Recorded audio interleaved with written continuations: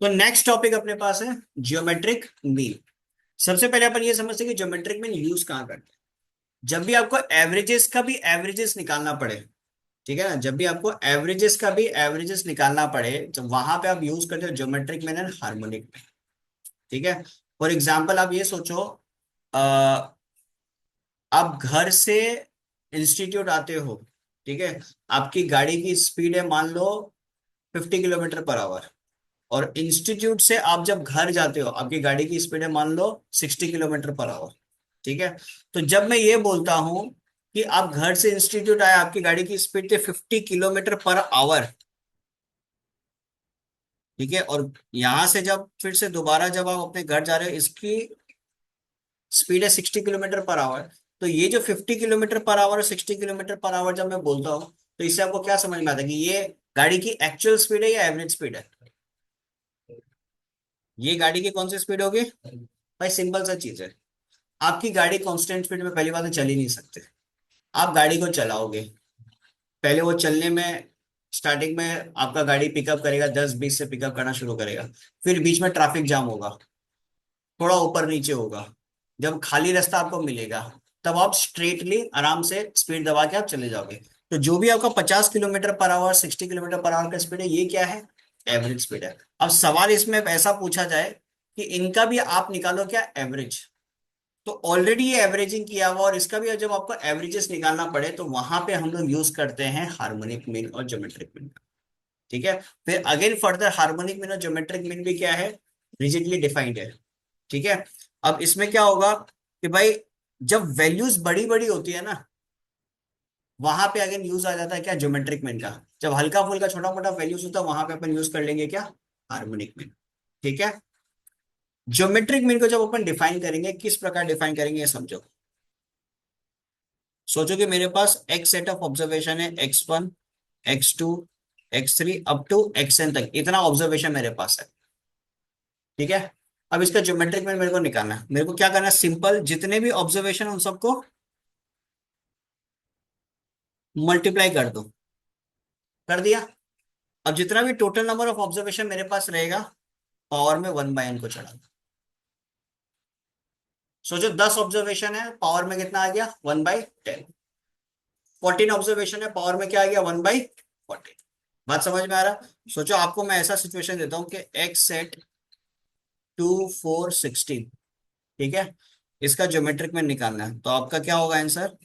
2 into 4 into 16 power 1/3। 16 4 जा 64, 64 into 2 128, 128 power 1/।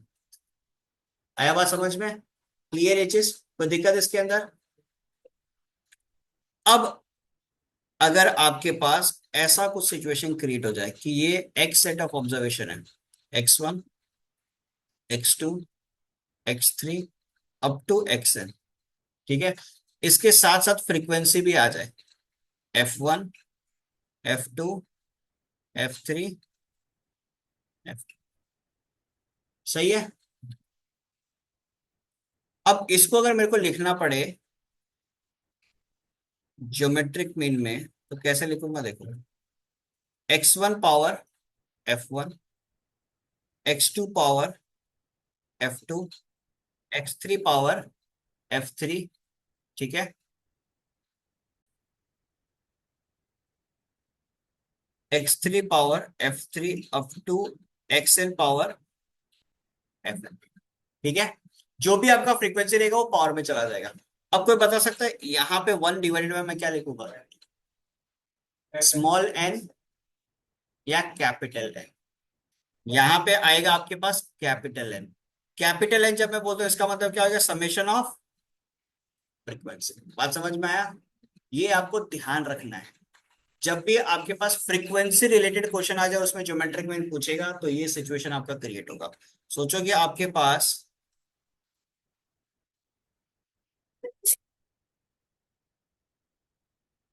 2 4 16, 2 4 6 मान लो, frequency है 1 2 1, ठीक है, 2 मान लो। ज्योमेट्रिक मीन क्या होगा? 2 to the power 1 into 4 to the power 2 into 6 to the power 2। 1/2 + 2 4, 4 + 1 5। यहाँ पे कितना हो जाएगा 5। ठीक है, तो ये कितना हो जाएगा 4 का स्क्वायर 16, 62 32 इंटू 36 1/5। ये सिचुएशन आपका ज्योमेट्रिक मीन का क्रिएट होता है। ठीक है, अब बस ये है कि ऑब्वियस आता है, मैंने जो 32 × 36 पावर 1/5 लिखा है, आप यहाँ तक नहीं छोड़ सकते। आपको पूरी तरीके से इसको सॉल्व करना पड़ेगा। और पूरी तरीके से इसको सॉल्व करने के लिए आपको एक पोर्शन है जिसको याद करना पड़ेगा, जिसका नाम है लॉगरिथम। तो अब अपन ये सीखेंगे कि ज्योमेट्रिक मीन विद लॉगरिथम कैसे निकालेंगे। ठीक है, देखो, जैसे कि मैंने बोला कि ज्योमेट्रिक मीन का आपका सिंपल सिंपल फॉर्मूला क्या बनता है, x1 इंटू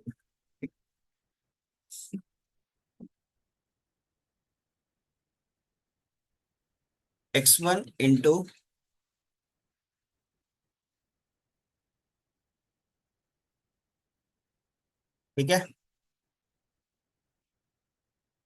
क्लियर है, ये फॉर्मूला बनता है। अब मैं कर रहा हूं टेकिंग लॉग बोथ साइड।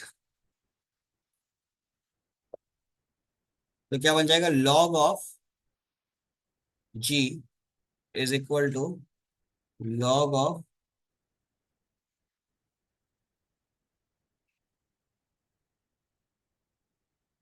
ठीक है, 1/n आगे आ गया, तो ये कितना हो जाएगा लॉग ऑफ x1।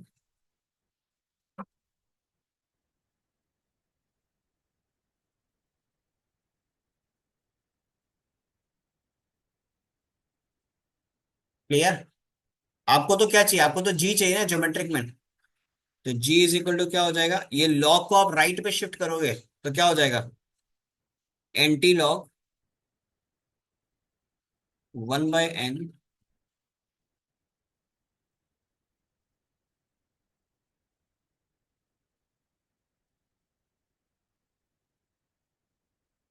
ठीक है।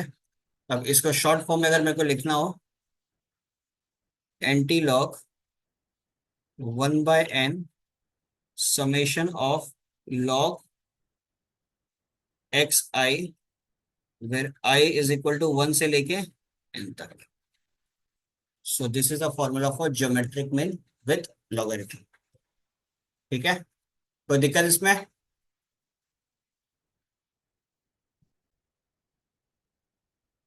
तो ज्योमेट्रिक मीन का भी कुछ मेरिट्स और डिमेरिट्स देख लेते हैं।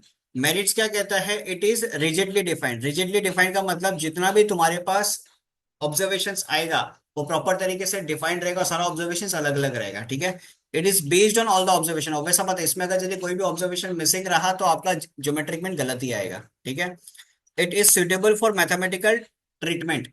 सुटेबल फॉर मैथमेटिकल ट्रीटमेंट का मतलब कि इसके अंदर आप अलग से और फॉर्मूलाज लगा सकते हो, जैसे कि आपने देखा कि लॉगरिथम का यूज करके मैंने उसको फर्दर कैलकुलेशन किया है। ठीक है, it is less affected by extreme observation. इसका less affected by, it is affected by extreme observation होगा, लेस हटा देना, it is affected by extreme observation. ठीक है, it is not affected much by fluctuation of sampling. हाँ ये ठीक है, क्योंकि इसका वैल्यूज बहुत ऊपर नीचे होता है, बहुत बड़ा बहुत छोटा, बहुत बड़ा बहुत छोटा, ऐसा वैल्यूज होता है, तो इतना इसको फर्क पड़ेगा नहीं। ठीक है, फिर इसके बारे में it is suitable for averaging ratios rates and percentage. जैसे मैंने आपको बोला, averaging ratio rates and percentage का मतलब क्या हो गया, जब एवरेजेस का भी एवरेजेस करना होगा तो वहां पे आप यूज करोगे किसका, ज्योमेट्रिक मीन का। ठीक है, डिमेरिट क्या कहता है, it is difficult to understand and calculate for a non mathematical person. जो बिल्कुल सही बात है, जो नॉन मैथमेटिकल पर्सन जिसको लॉगरिथम सॉगरिथम के बारे में कोई भी आइडिया नहीं है, उसके लिए तो ये इसको कैलकुलेट करना बहुत ज्यादा डिफिकल्ट हो जाएगा। अगर आपके पास कैलकुलेटर है फिर भी कुछ हद तक पॉसिबल है, अगर आपके पास साइंटिफिक कैलकुलेटर तो और बढ़िया है, तो और इजी हो जाएगा। ठीक है, बट जो कोई नॉन मैथमेटिकल पर्सन जिसको लॉगरिथम वगैरह का कोई आइडिया नहीं, उसके लिए बहुत ज्यादा डिफिकल्ट हो जाएगा। ठीक है, परी को बहुत ज्यादा दुख हो रहा है, परी is a non logarithm person ना। The value of geometric mean cannot be calculated when any of the observation is zero और नेगेटिव। हाँ, कोई भी ऑब्जर्वेशन जीरो और नेगेटिव हुआ तो वैसा बात है क्या हो जाएगा, जीरो होने का मतलब जीरो के साथ कुछ भी मल्टीप्लाई करो जीरो हो जाएगा, और नेगेटिव हुआ तो अल्टीमेटली पूरा का पूरा ऑब्जर्वेशन आपका क्या बन जाएगा, नेगेटिव, और मीन कभी नेगेटिव नहीं हो सकता। ठीक है। ज्योमेट्रिक मीन का यूज कहाँ कहाँ होता है? Geometric mean is use in the construction of index number. Index number क्या है? अब किसी को आइडिया इंडेक्स नंबर क्या है? एक सिंपल सा, ज्यादा इस पे गहराई पे नहीं जाएगा, सिंपल सा चीज बताता है। आप लोगों ने स्टॉक मार्केट देखा होगा, ठीक है ना? स्टॉक मार्केट के अंदर इंडेक्स होता है जिसको बोलते हैं निफ्टी, बैंक निफ्टी, सेंसेक्स, फिन 50। ये हम इंडिया का बात कर रहे हैं, ठीक है। ये सब चीज होता है, ठीक है। निफ्टी है, निफ्टी किसके बारे में बताता है? टॉप 50 कंपनीज के बारे में बताता है, ठीक है। बैंक निफ्टी है, बैंक निफ्टी किसके बारे में बताता है? बैंक्स के बारे में बताता है, ठीक है। सेंसेक्स है, सेंसेक्स के ओवरऑल स्टॉक मार्केट के बारे में आपको बताएगा। फिन 50 है, फिन 50 का मतलब क्या हो गया कि जितना भी फिनटेक कंपनीज होता है उनके बारे में आपको बताएगा। बात समझ में आया? ठीक है। अब ये जैसे कि निफ्टी, सेंसेक्स, बैंक निफ्टी, ये तो बहुत पुराना डिफाइंड है। अभी इन दिनों लास्ट कुछ सालों में फिन 50 आया है, मिड कैप निफ्टी आया है, इस तरह का और दो चार चीज आया है, ठीक है। क्या चीज? कौन सा? गिफ्ट नहीं लिए, वो सिंगापुर, ठीक है। बिकॉज वो फ्लक्चुएशन, जैसे मार्केट होता है ना, मार्केट ओपन जब होता है अपने यहाँ पे तो 9:15 बजे खुलता है, बाकी सिंगापुर में 2 घंटा पहले खुलता है ना। तो ये चीज सिंपल है, सिंगापुर का मार्केट पॉजिटिव में रहता है most of the time, not all the, most of the time अपना मार्केट भी पॉजिटिव में होता है। बाकी आगे जाके ऊपर नीचे हो जाएगा वो अलग बात है, बट ऑलमोस्ट वो पॉजिटिव में रहता है। हांगसेंग चाइना, चाइना का, ठीक है। तो ये जो हम लोग निफ्टी, बैंक निफ्टी वगैरह का जो बात कर रहे हैं, इसको बोलते हैं इंडेक्स। इंडेक्स का मतलब क्या हो गया? ये भी अल्टीमेटली क्या हो गया? एवरेजिंग करना, ठीक है। सेंसेक्स पॉजिटिव है, इससे क्या समझ? मार्केट पॉजिटिव है, दैट डजंट मीन कि सारा का सारा कंपनी पॉजिटिव वे में बिहेव कर रहा है। बात समझ में? सारा कंपनी पॉजिटिव में बिहेव कर रहा है, इसका मतलब ये नहीं कि सेंसेक्स पॉजिटिव है, सारा कंपनी पॉजिटिव में। कुछ पॉजिटिव में होगा, कुछ नेगेटिव में भी हो सकता है, बट एवरेज जब करता है तो हमको ग्रीन सिग्नल मिलता है, तो बेसिकली मार्केट हम बोलेगा मार्केट पॉजिटिव है। बात समझ में आया? जैसे बैंक निफ्टी का केस में हो सकता है, बैंक निफ्टी में जितना बैंक है, कभी कभी ऐसा सीनियर, सारा बैंक लाल में, लाल का मतलब क्या हो गया? सारा बैंक नीचे जा रहा है, इकलौता एचडीएफसी बैंक है जो हरा है, वो अकेला बैंक निफ्टी को ऐसे ऊपर लेके चला जाएगा। तो सोचो उसका वॉल्यूम कितना बड़ा है, सोचो उसके पास पैसा कितना है। बैंक निफ्टी में एचडीएफसी बैंक एक ऐसा बैंक खड़ा होता है जहां पे आप अगर 500 करोड़ भी इन्वेस्ट करते तो उसका एक पॉइंट भी नहीं हिला पाओगे आप। तो सोचो कितना ह्यूज अमाउंट ऑफ मनी चाहिए उसको ऊपर नीचे करने के लिए। तो वो जब वो परफॉर्म करता है तो बाकी ऑटोमेटिकली उसके साथ साथ खड़ा होकर चला जाता है। वैसे ही आपको याद होगा कोविड के टाइम में जब क्रैश आया था, कोविड के क्रैश के समय इकलौता कौन सा ऐसा कंपनी था जिसने पूरा मार्केट को संभाल लिया था? रिलायंस। रिलायंस, रिलायंस एक ऐसा कंपनी था जिसने पूरा का पूरा मार्केट को ऐसे बचा लिया, पूरा मार्केट को उसने उस समय बचा लिया। तो वही चीज है, ठीक है। जिसको हल्का फुल्का नॉलेज है, हम लोग देखो, हम लोग तो बड़ा आदमी नहीं है, हल्का फुल्का नॉलेज वाला आदमी है, इतना भी नहीं है, 0.00001% वाला कोई आदमी होगा हम लोग, ठीक है। तो हम लोग को हल्का फुल्का है। अभी तो मार्केट में बहुत जबरदस्त लाल लाल बहता चला जा रहा है, क्रैश क्रूश चल रहा है, ठीक है। तो अभी आप लोग मत घुसना। हाँ हाँ?